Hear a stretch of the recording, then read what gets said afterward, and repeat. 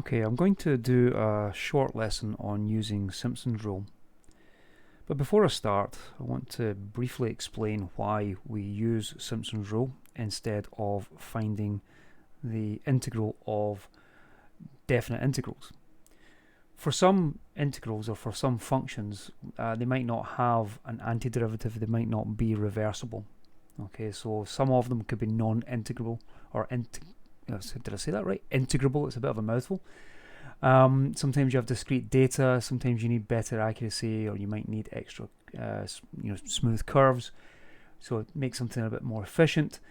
Or sometimes you might need to use something that's maybe a bit easier, so computationally. So for this, we have something called Simpsons Rule, for all those very reasons. So it's an approximation of the area under functions. We already know that integration is the area under a function, but Simpsons Rule finds a new way to work that out and makes things a bit simpler in some cases. So we can use a parabola to approximate each part of the curve, okay? And the key thing to remember is that for Simpsons Rule, we have to divide our area under the curve into an n number of equal segments. Okay, that's the base fundamental. So an nth number of even segments underneath the curve that you want to approximate. So whatever that function might be, as shown here, for example. There is a formula that we use to help us understand that. So before we get into that, we know that the area under a curve between two limits is found by taking f of x with respect to the difference in x, integrating it, and then taking the result of the two limits subtracted from each other. In other words, the upper limit here, subtracting the lower limit from that. And that gives us the area under the curve in normal circumstances. But with Simpsons Rule, we approximate that area. So this area here is then approximal to the formula you see here. Delta x over 3 multiplied by all this stuff inside. And you'll see shortly what that is. Finding the value of delta x is taken by, or rather is found by taking the limits and finding the difference between b and a, and then dividing by the nth number of segments. So earlier I mentioned an nth number of equal segments. In some cases you might have a value called h quoted, which is basically stating delta x. It's telling us the number of segments basically. Or rather, it's telling us the difference in x, beg your pardon. So when I talk about delta x, we're talking about the difference between one point and another. So for each segment, I'll do this one and then I'll look at this one. So each one of these segments here, here, here, and here are all a delta x equal value. Okay, so they're all the same value of delta x in equal segments. So that's the formula that we used to find that out. Let's take a look at a problem then. We've been given a function. That function is basically y equals 1 over x plus 1. And we have to integrate this function between the limits of 2 and 3 with respect to the difference in x. And we've been given an n number of segments which have to be 4. So this is the situation we find ourselves in. We have a function described, we have a shape or a curve here that is described by this function here, y equals 1 over x plus 1.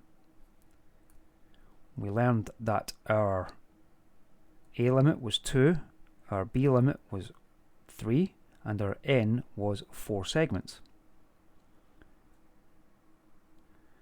Now if we were to go ahead and work out our delta x, using the formula b minus a over n, you've got 3 take 2 over 4. Delta x is therefore equal to 1 over 4. or 0.25 since it's nice and even or whole. What that means is that each one of our areas that are approximating underneath this curve are incrementing by 0.25 each time. 2.25, 2.5, 2.75 and 3.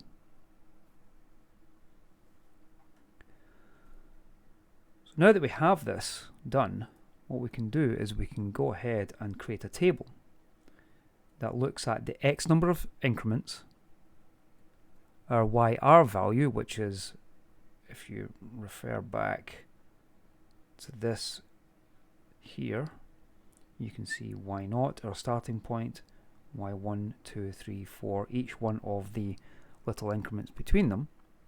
In this example there are 6, in our example there are only going to be 5. And I'll demonstrate how that works in a second. So our YR value,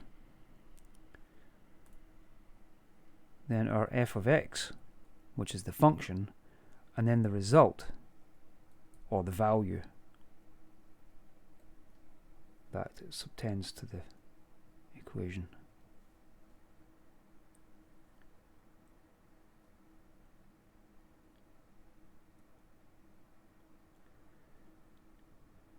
So let's take a look at each one of the x increments.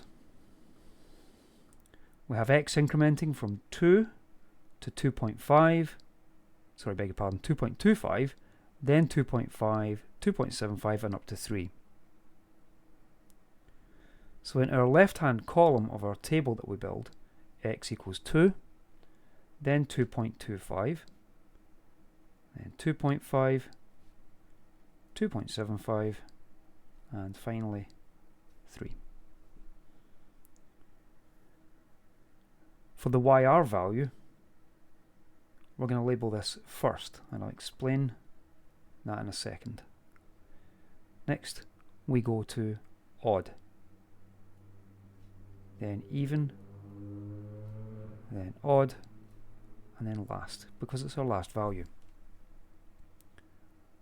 Let's quickly explore what I mean by first and last. Well, those are the limits. The limits that we talked about between the limits 2 and 3 are our first and last. This is our first value, and this is our last. So where does the odd, even, odd come from? Well, that comes from this original label here, where we were thinking, excuse me while I scroll, there we go. This comes from this here. From there, first, last. Y1, 1 is an odd number. Y2, 2 is an even number. Odd, even, odd. So that's where this first odd, even thing comes from. So this would be Y0, Y1, Y2, Y3, and Y4, which, okay, I mean, I'll label it because that's what it is in this case, but it is my last item. It's the last number, it's the upper limit. The first Y0 is the lower limit. Okay, so where the odd, even, odd comes from is this 1, 2, 3, odd, even, odd.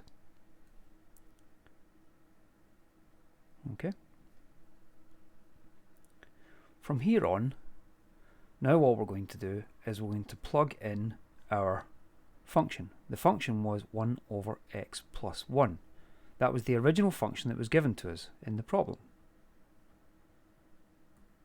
This thing right here. Please excuse why that's doing that. There we go. That was the function that we were to solve. It's the function that describes the parabola.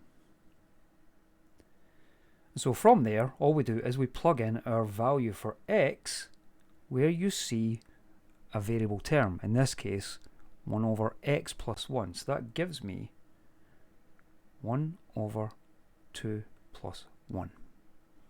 So that basically makes a third.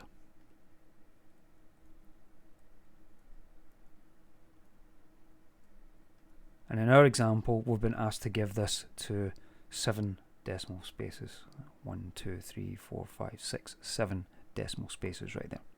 Places, beg your pardon. Okay, let's look at that again. We are working out what the result of the function is, or what the function is going to be applied. So 1 over x plus 1. That's going to be 1 over 2.25 plus 1. And the answer works out to be 0.3076923. Again, make sure that you give these answers to the prescribed number of decimal places. We carry on again, 1 over x plus 1. So that would be 1 over 2.5 plus 1, giving us an answer of 0.2857142. Now we carry on to the end of the table.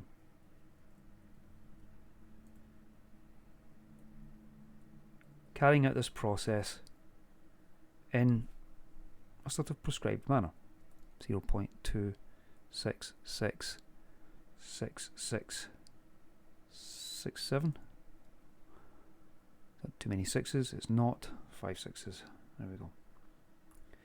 Then the last one, 1 over 3 plus 1. Well, that's basically a quarter. That's 1 over, bummer, x plus 1. Getting ahead of myself here. Very easy done. And that gives me 0.25. And that's as far as we can go with that. So now what we've done is we've actually built up a results table that shows us the result of the first value, then the odd, then the even, odd, and then last. So where do we put these? What do we do with them now? If you recall, I showed you this weird formula that states first plus 4 times the sum of the odds. Let me move that box out of the way. There we go.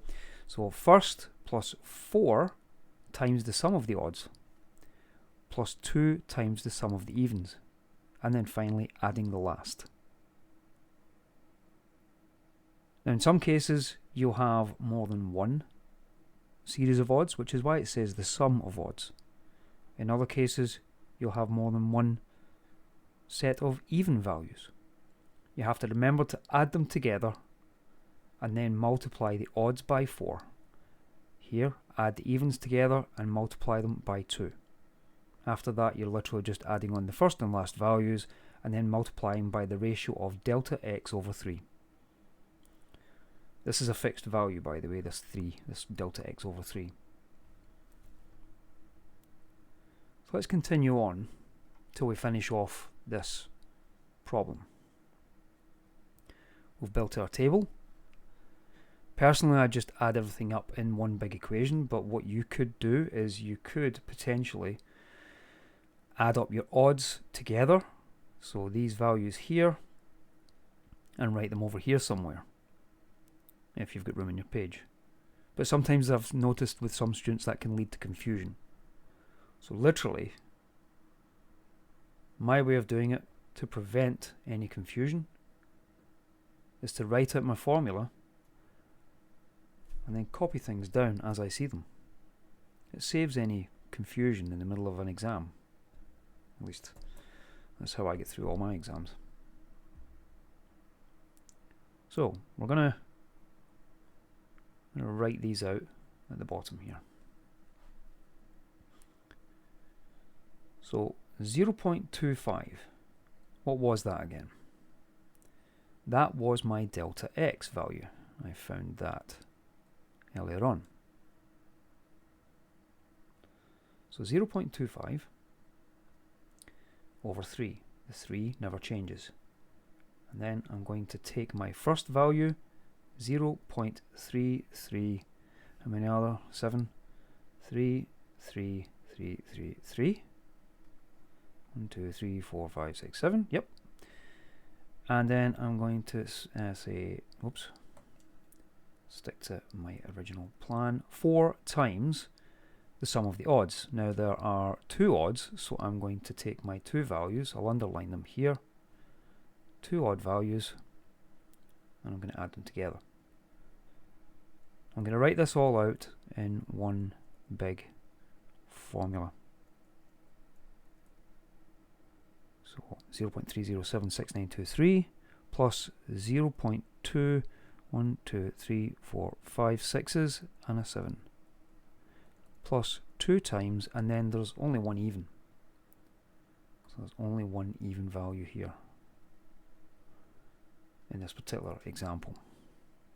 So that's going to be 0.285, whoops, 0.2857142. I'll just move along a wee bit, and then plus the last. And I put that in big square brackets so that we don't mix up our sum of odds and evens. So to recap, I've literally put my 2 odd values that I found here and here into this box here, and then I've put my even values into this box here, and I've added all the rest of these up. Now, provided you do this correct, and you can try this, pause the video and add all these up to make sure that you can get the answer correct. The approximation, that's going to give us an answer of 0.2876831. The approximation to the area under the curve. And that's using Simpsons Rule.